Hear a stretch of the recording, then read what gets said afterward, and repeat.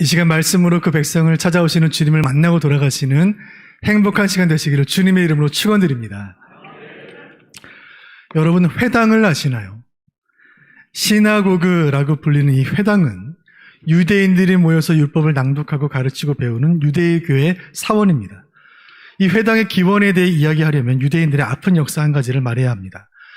BC 586년에 바벨로니아의 침공으로 유다가 멸망하죠. 그때 유대인들의 신앙의 중심지였던 예루살렘 성전이 파괴되었고, 포로로 끌려간 바벨론 땅에서 성전이 없는 그 땅에서 신앙을 지키기 위해 유대인들이 지은 것이 회당이었습니다. 포로기가 끝나고 본토로 돌아왔을 때 이 회당 제도는 보편화되어 유대인들이 있는 곳 어디에나 회당을 짓게 됩니다. AD 70년 당시의 기록을 보면 이스라엘 수도 예루살렘에만 394개의 회당이 있었다고 합니다. 곳곳에 회당이 있었던 거예요. 이 회당을 중심으로 활동했던 두 부류의 사람들이 있습니다. 하나는 서기관들이죠. 성경을 기록하고 필사하는 일을 하던 이 사람들은 차츰 성경 연구와 해석을 하게 되었고, 성경을 또 율법을 가르치게 되면서 율법사 혹은 랍비라는 이름으로 활동했던 서기관들이 그 회당에 있었습니다. 회당에서 활동하던 또 한 부류의 사람들은 바리새인들이죠. 서기관들이 율법을 가르치는 사람들이라면 바리새인들은 율법의 감시자들이었습니다. 유대교는 율법을 지키는 것을 구원의 조건으로 여겼죠. 율법을 지키면 의인이 되고 율법을 어기면 죄인이 되는 것입니다. 그 시대에 마치 불법 주차 차량에 범칙금을 부과하는 주차 단속반처럼 율법 어기는 사람들을 감시하며 정죄하는 사람들, CCTV 같은 사람들, 블랙박스 같은 사람들이 곳곳에 존재했으니 그들이 바리새인들입니다. 만일 우리가 시간 여행자가 되어 1세기로 시간 여행을 한다면 유대 땅 곳곳에서 수많은 회당들을 볼 수 있었을 것이고, 그 회당에서 바리새인들과 서기관들을 흔하게 볼 수 있었을 것입니다. 율법의 수호자인 서기관들과 바리새인, 그리고 율법이 아니라 믿음으로 구원 없는 복음을 선포했던 그 예수님, 이 둘 사이는 늘 일촉즉발의 긴장 관계였습니다. 오늘 그 예수님이 회당에 나타나셨고 바리새인들은 촉각을 곤두세우죠. 오늘 본문이 마가복음 3장 1절로 6절인데 오늘 마지막 절 한번 보겠습니다. 오늘 본문이 어떻게 끝나는가? 자, 6절 보시면 6절 한번 보겠습니다. 시작. 바리새인들이 나가서 곧 헤롯 왕과 함께 어떻게 하여 예수를 죽일까 의논하니라. 아멘. 여기 헤롯 왕이 등장하는데, 이 헤롯 왕은 로마 황제로부터 권력을 위임받아 유대 땅을 다스리던 헤롯 왕의 추종 세력들이었어요. 사실 이 바리새인과 헤롯 왕은 서로 사이가 좋지 않았습니다. 바리새인들은 종교인이고 헤롯 왕은 정치인들이죠. 바리새인들은 로마를 거부했고 헤롯 왕은 로마의 우호적이었습니다. 그런데 예수님을 적으로 한다는 점에서 둘이 하나가 되었습니다. 바리새인들은 헤롯 왕과 의기투합하여 머리를 맞대고 의논하기 시작합니다. 그 의논하는 내용은 이거예요. 예수를 어떻게 죽일까? 여러분, 사람 미워해 본 적 있으신가요? 살다 보면 누군가 미워질 때가 있죠. 아침 일찍 따뜻한 밥과 국을 차려놨는데 늦었다고 짜증내며 그냥 출근하는 딸을 볼 때 미워질 때가 있고, 꼭 양말 벗어서 둘둘 말아가지고 소파 사이에 끼워넣는 아들이 미울 때도 있고, 명절이 되어 명절 전날부터 시댁 가가지고 장보고 음식 만들며 고생하고 있는데 연휴 마지막 날에 와가지고 음식 집어먹으면서 짜네 어쩌네 하는 시누이도 미울 때가 있는 것입니다. 사람이다 보니 누군가를 미워하는 마음을 가질 수도 있죠. 하지만 사람을 죽이고 싶어하는 경우는 많지 않아요. 죽일 만큼 미워하는 경우는 많지 않아요. 이날 회당에 있던 사람들은 예수님을 어떻게 죽일까 모의하기 시작합니다. 대체 그날 회당에서 무슨 일이 있었던 것일까요? 마가복음 3장, 그날 그 회당에서 있었던 일을 예수님께서 하신 말씀 3가지의 말씀을 따라 하나씩 차례로 살펴보기를 원합니다. 첫 번째, 예수님이 하셨던 첫 번째 말씀은 한가운데 일어서라 하신 말씀이었습니다. 자, 오늘 본문 1절 다시 한번 보겠습니다. 본문 1절 시작.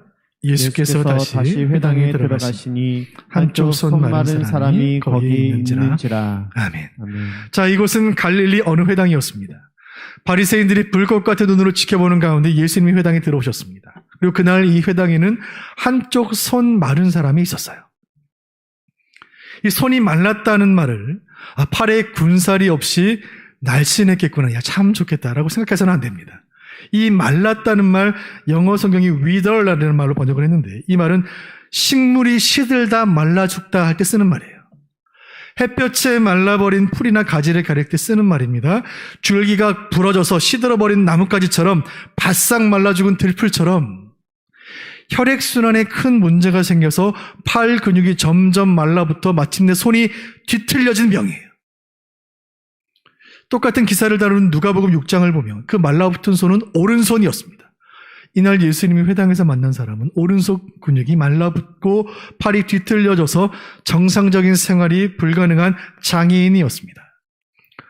더 고통스러운 것은 병에 걸린 사람은 죄인 취급받았다는 사실이에요. AD 1세기 2000년 전 유대교의 배경 가운데 환자는 곧 죄인이었어요. 죄를 지었으니까 병에 걸렸지. 사람들은 그렇게 생각했습니다. 아픈 것은 참을 수 있습니다. 그러나 죄인 취급받고 예배 공동체에서 신앙 공동체에서 배척당하는 것은 참기가 어려운 것이에요. 손이 말라붙은 이유가 무엇인지는 알 수는 없습니다. 사고 때문일 수도 있고 태어나면서부터 그랬을지도 모릅니다. 선천적 장애였다면 태어나는 순간부터 버림받았을 것이고 후천적으로 생긴 병 때문에 그랬다면 그동안 정들었던 가족들, 친구들로부터 병이 생긴 그날로부터 떠나야만 했을 것입니다. 그것이 어느 쪽이건 견딜 수 없이 고통스러운 일이죠. 차라리 내면의 죄는 감출 수가 있습니다.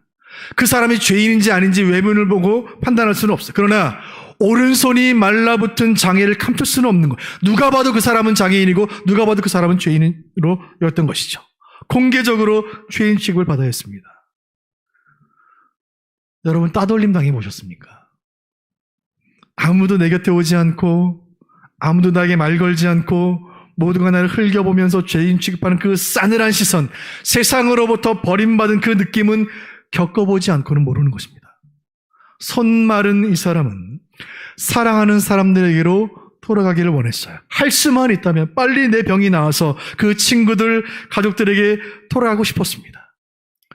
이유도 알 수 없는 병 때문에 배척받던 그의 인생에 운명적인 날이 찾아왔습니다. 예수님을 만난 거예요. 그곳은 회당이었고 그날은 안식일이었습니다. 오늘 본문 2절 말씀 같이 읽겠습니다. 2절 시작. 사람들이 예수를 고발하려 하여 안식일에 그 사람을 고치시는가 주시하고 있거늘. 아멘. 예수님이 손 마른 사람에게 다가가시자 사람들은 그 예수님과 손 마른 사람을 둘러싸기 시작해요. 만약에 그 시대에도 스마트폰이 있었다면 일제히 핸드폰을 꺼내 동영상 촬영 시작했을 거예요. 과연 예수님이 그 사람을 고칠 것인가? 모두가 숨죽여 예수님을 바라봅니다. 예수님께 병이 고칠 능력이 있다는 사실은 모두가 알고 있었습니다.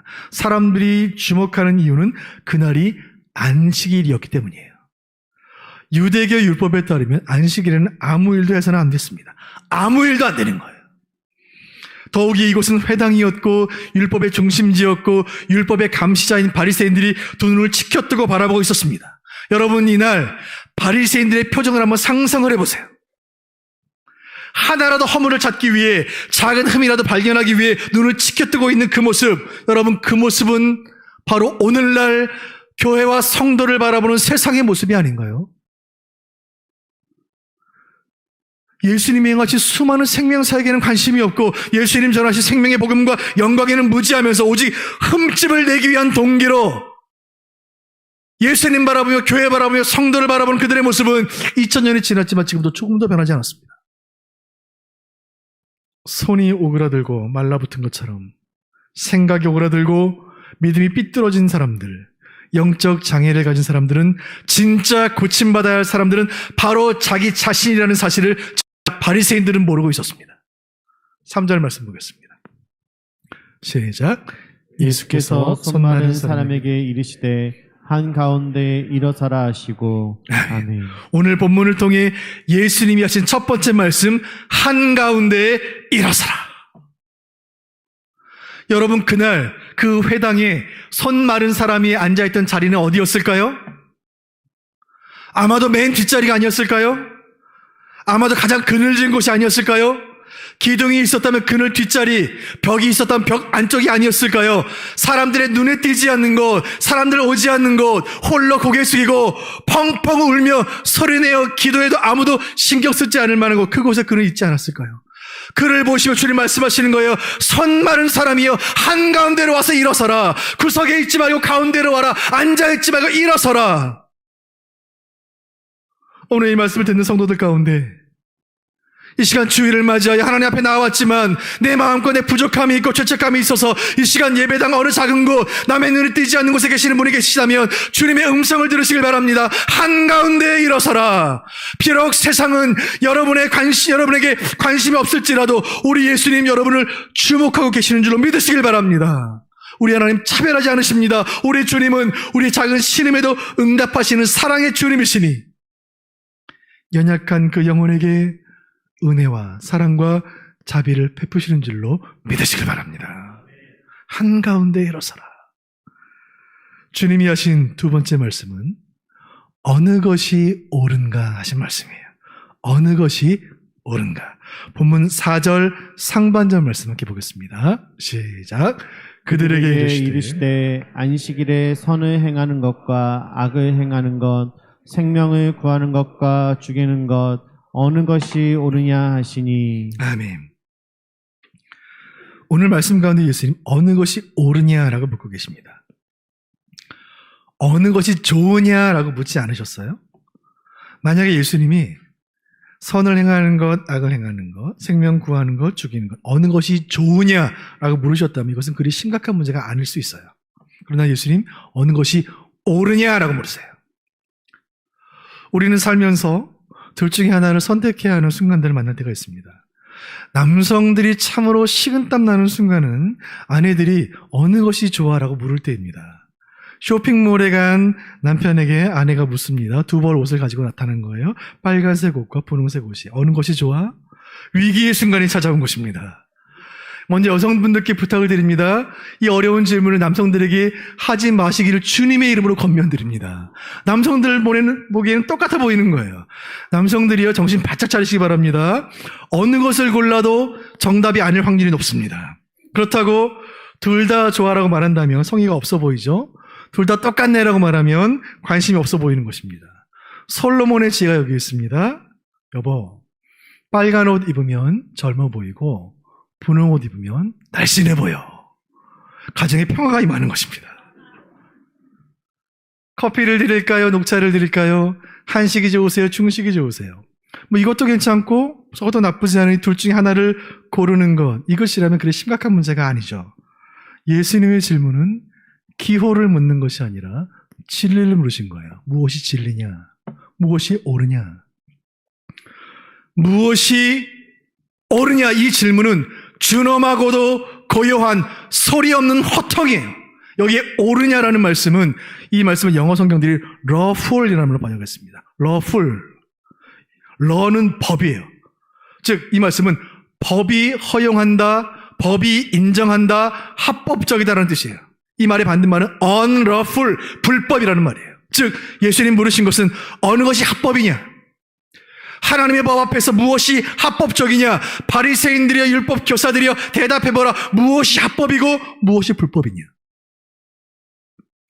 이것은 진리에 관한 질문이요, 삶과 죽음을 가르는 질문입니다. 오늘 마가복음 3장은 우리에게 묻습니다. 무엇이 진리인가? 무엇이 생명인가? 무엇이 복음인가? 진리와 비진리, 생명과 사망, 복음과 저주 둘 중에 무엇이 옳은지 주님 묻고 계시는 거예요. 한자말 가운데 외미중공이라는 말이 있습니다. 외미중공, 바깥 외 아름다울 미, 가운데 중빌공. 겉은 아름다운데 속은 비어있다는 말이죠. 이 말이 조선 후기 신학자 연암 박지원 선생의 글 가운데 나오는데 제가 한번 읽어드리겠습니다. 그대는 강정이라는 음식을 보았는가? 쌀가루를 술에 재어 누에만하게 잘라서 기름에 튀기면 그 모습이 누에고치처럼 된다네. 강정 이야기예요. 겉은 깨끗하고 아름답지만 속은 텅 비어있어서 먹어도 배부르게 하기는 어렵지. 또한 잘 부서져서 입으로 불며 눈처럼 휘날린다네. 그래서 모든 사물 중에 겉은 아름답고 그럴듯해 보이지만 안은 텅 비어있는 것을 속 빈 강정이라 부른다네. 여러분 강정을 아시죠? 강정은 얼마나 예쁘고 그럴듯해 보입니까? 그러나 그 속은 텅 비어있기 때문에 강정은 입가심이나 간식으로는 좋지만 식사를 대신할 수는 없어요. 신앙도 그러합니다. 속 빈 강정 같은 신앙인들이 있어요. 겉은 화려하고 겉은 대단하고 겉으로 신실해 보이는데 속은 텅 비어 있어서 작은 고난에도 바스러져 버리는 껍데기뿐인 신앙인들이 있습니다. 바로 무엇이 옳은지 구분하지 못하는 바리새인 같은 신앙이에요. 우리가 우편으로 택배를 받거나 누군가의 선물을 받을 때 과대 포장 때문에 실망해 본 적이 한두 번씩 있을 줄로 압니다. 포장은 대단한데 포장을 다 벗겨놓고 나면 실제로 내용물은 별것 아닐 때 가끔 있죠. 여러분, 이 시간 하나님의 임재 앞에서, 주일 강단 앞에서, 예수님 말씀 앞에서 진실되게 스스로에게 묻고 답해 보시길 바랍니다. 사랑하는 성도 여러분, 내 믿음은, 우리의 믿음은 과대 포장되어 있지는 않습니까? 오늘 우리는 예배 시간에 찬양을 올려드리고 두 손 들고 찬양했고 신앙 고백과 성시교독을 했는데 우리의 신앙 고백과 기도와 찬송은 하나님 앞에 진실합니까? 우리의 내면 깊은 곳, 저 인격 시면에서 예수 제자의 성품과 인격이 나타나고 있습니까? 미국 시카고에 있는 윌로우 크릭 커뮤니티 처치를 이끌었던 빌 하이벨스 목사님이 쓴 작지만 강력한 책, 저는 이 책을 읽은 지 오래되었지만 책의 제목을 잊을 수가 없습니다. 책의 제목이 이렇습니다. Who you are when no one's looking. 당신은 누구인가? 아무도 보는 사람 없을 때. 아무도 보는 사람 없을 때 당신은 진짜 누구인가? 우리 껍데기 속에 감추어진 진짜 모습은 어떠한가요? 욥의 믿음이 대단하고 놀라운 것은 그의 껍데기를 다 벗겨냈음에도 불구하고 그의 믿음이 여전히 빛나고 있기 때문입니다. 그의 재산, 그의 명예, 그의 인격, 그의 가족, 그의 직분, 그가 가진 모든 것이 다 사라졌지만 욥은 여전히 신실한 하나님의 백성이었고 욥은 여전히 하나님을 사랑했습니다. 사랑하는 북부의 가족 여러분, 받은 복이 없어도 하나님 사랑할 수 있습니까? 하나님의 자녀들이여, 기도의 응답이 늦어져도, 기도가 응답되지 않아도 하나님은 여전히 우리 아버지이십니까? 사랑하는 하나님 백성들이여, 우리 가진 거 다 잃어도 그래도 하나님은 여전히 하나님이십니까? 제가 고등학교를 다니는 시절에 여름에 교회 수련회를 갈 시기가 다가온 거예요. 학교에서는 수련회를 못 가게 했고 자유학습에 참여하게 했고 저와 우리 믿는 친구들 몇 명은 교회를 가기를 원했어요. 근데 선생님이 호통을 치시는 거예요. 너 이제 정신 차려. 정신 바짝 차려. 내일 모레가 입시인데 무슨 교회야. 지금은 공부하고 교회는 나중에 대학 가고 나이 들어서 시간 많을 때 그때 가. 그때 우리 마음에 부글부글 끓어오르는 것이 있었는데 저와 함께 기도 모임을 이끌었던 저희 친구의 말 한마디에 선생님은 입을 다무셔야만 했습니다. 선생님, 내일 죽으면 어떡해요? 여러분, 어느 것이 옳은지 이 질문에 대해 세상은 대답하지 못합니다. 예수를 모르고 진리를 모르고 복음을 모르기 때문이에요. 지금도 살아서 펄떡거리는 예수님의 말씀, 2000년 전에 기록되었지만 시공을 초월하여 우리의 신비에 날아와 꽂히는 주님의 말씀, 어느 것이 옳은가? 이날 바리새인과 예수님은 똑같은 장소에 있었지만 그 생각은 전혀 달랐습니다. 바리새인들의 관심은 안식일에 노동을 하지 말라는 그 규칙에 있었지만 주님의 관심은 생명에 있었습니다. 다시 말씀드립니다. 우리 주님의 관심은 오직 생명 살리는 데 있습니다. 우리 예수님은 창조주이시고 생명을 창조하신 분이시기에 주님의 가장 큰 관심은 생명입니다. 그분의 백성이요, 그분의 제자인 우리도 그래야 하지 않겠습니까? 사랑하는 여러분, 우리에게는 무엇이 옳습니까?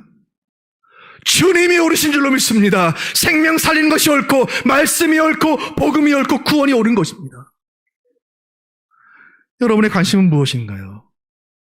우리가 매일을 살아가는 삶의 목적이, 그리고 우리가 날마다 기도하는 기도의 목적이 예수님의 목적과 같아지기를 간절히 원합니다. 그렇게 예수님처럼 살고 예수님처럼 말하고 예수님처럼 죽는 사람들을 그리스도 같은 사람, 크라이스트, 크리스찬이라고 부르는 거예요.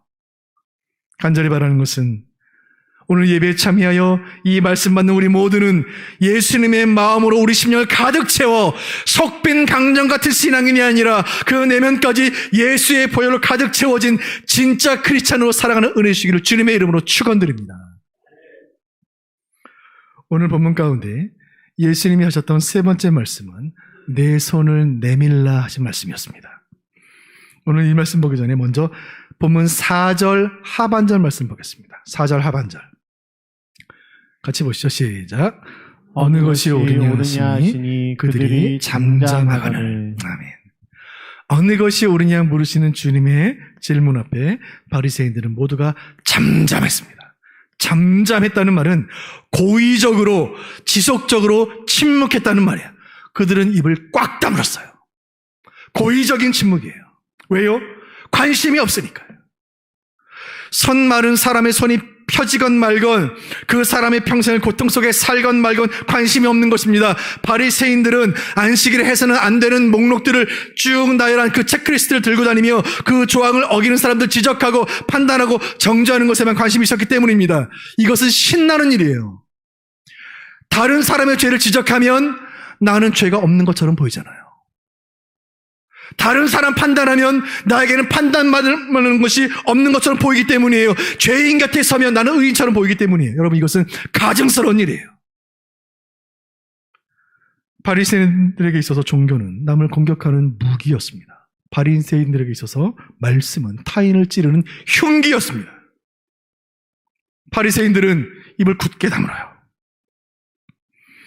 손 근육이 말라붙어 죄인 취급받으면서 치욕과 눈물 속에 살아온 저 영혼, 그저 회당에 나와 기도하던 저 영혼, 대인기피증과 우울증에 빠진 그 영혼이 살든지 죽든지 회당 구석에서 평생을 애통하든지 말든지 나와 무슨 상관인가, 입을 꾹 다무는 거예요.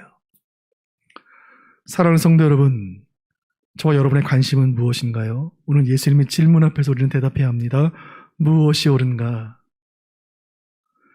율법의 본질은 모른 채 그 형식에만 관심을 두는 속빈 강정 같은 종교인들아 대답해보라. 율법은 알되 복음을 모르는 반쪽짜리 인생들아 어느 것이 옳은가? 절망에 빠져 있는 그 인생을 그냥 버려두는 것이 옳은가? 그에게 사랑과 자비를 베푸는 것이 옳은가? 안식일에 율법 조항을 지키는 것이 옳은가? 그날에 생명 살리는 것이 옳은가? 정죄가 옳은가? 사랑이 옳은가? 질문 앞에 바리새인들은 이를 악물고 끝까지 잠잠합니다. 그것은 소리 없는 저항이요 침묵의 시위였습니다. 5절 상반절 말씀 보겠습니다. 5절 상반절 시작. 그들의 마음이 완악함을 탄식하사 노하심으로 그들을 둘러보시고. 아멘. 예수님은 침묵하고 있는 바리새인들의 마음을 보셨고 그들의 마음의 완악함을 보셨고 탄식하셨고 분노하셨어요.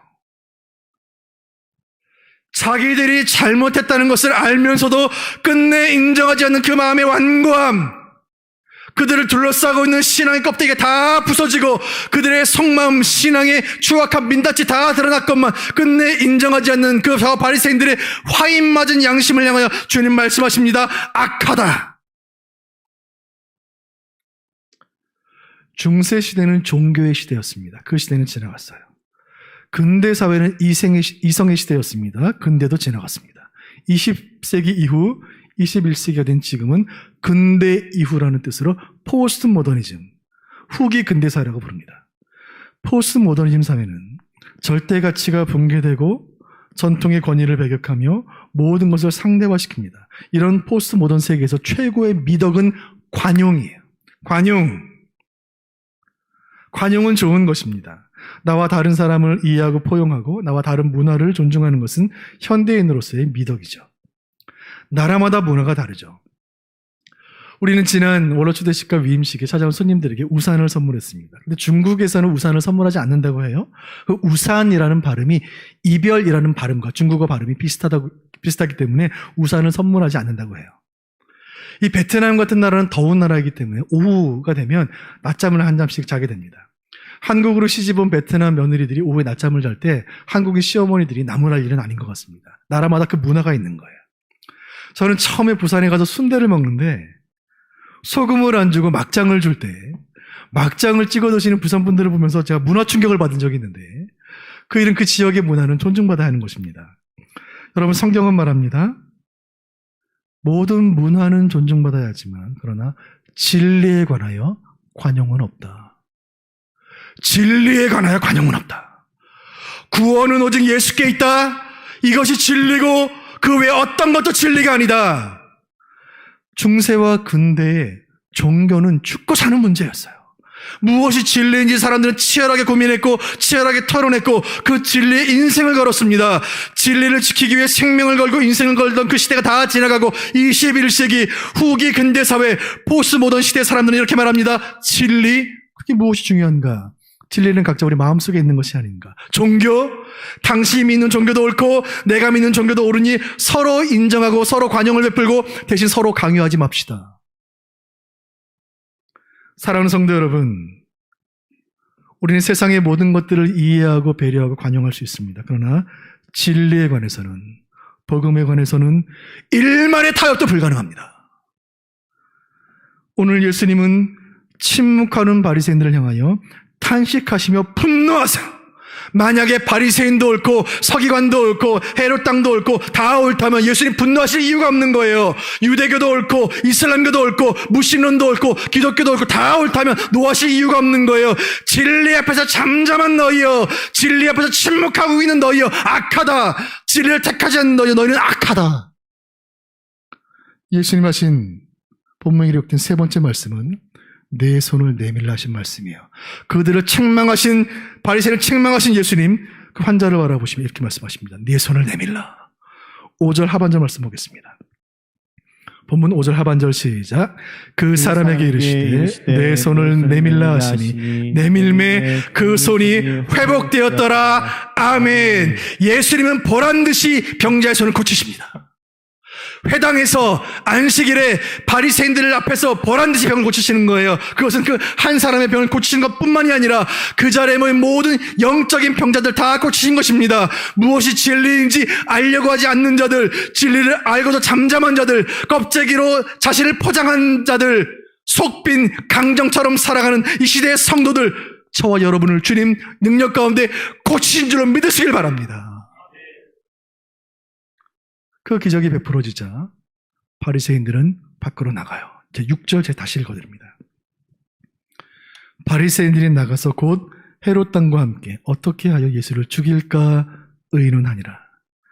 이 사건으로 인하여 바리새인들의 입지는 크게 흔들리게 됩니다.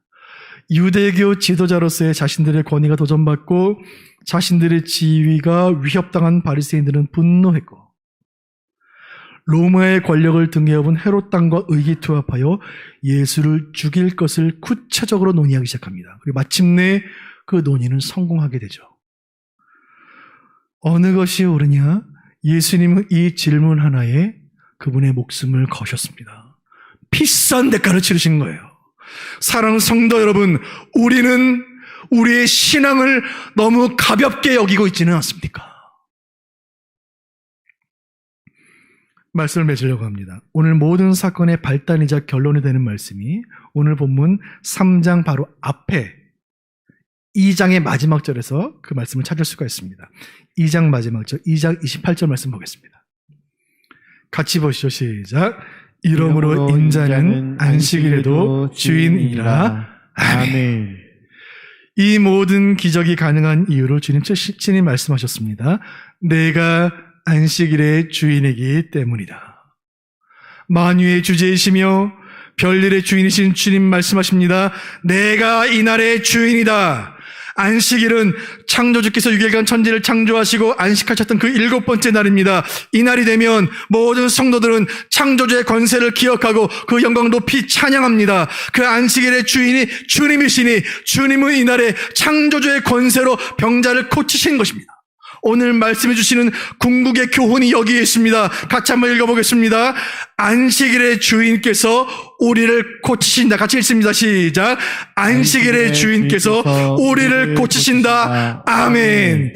안식일에 그 손 많은 자를 고치신 그 창조자 하나님께서 이 시간 우리를 고치시는 줄 믿으시길 바랍니다. 우리의 생각을 고쳐주시고 우리의 언어를 고쳐주시고 우리의 마음을 고치시는 것입니다. 안식일에 손 많은 자를 고치신 그 예수님께서 이 시간 주님 지으신 이 세상을 고치시는 줄로 믿으시길 바랍니다. 지금도 악한 농기를 가지고 교회를 주시하며 흠을 잡으려고 허물을 찾으려고 예의주시하시는 저 세상의 저 굽어진 시선을 우리 주님 고쳐주시기를 간절히 소원합니다. 손이 말라붙은 질병 때문에 공동체를 떠나야 했던 그 손 마른 사람을 그 병을 고치셔서 그의 가족의 품으로 다시 돌아오게 하신 그 예수님께서 이 시간 건강의 연약함으로 또 믿음이 낙심하여 예배가 중단되고 공동체를 떠나 있는 울성북의 공동체의 우리 사랑하는 가족들을 우리 품으로 다시 돌아오게 하실 줄로 믿으시길 바랍니다. 이 모든 일은 안식일에 일어났습니다. 간절히 바라기는 이 시간 안식일의 주인 되시는 창조주 하나님의 그 치유의 능력과 권세가 저와 여러분의 인생에 그대로 재현이 되어 우리 자신과 우리 가정과 우리 교회와 이 나라를 고쳐주시기를 간절히 소원합니다. 그리하여 이 땅의 모든 굽어지고 뒤틀린 것들이 회복되게 하심으로 이 복된 주일이 하늘의 안식과 평강으로 충만한 진정한 안식일 되는 은혜 주시기를 주님의 이름으로 축원드립니다.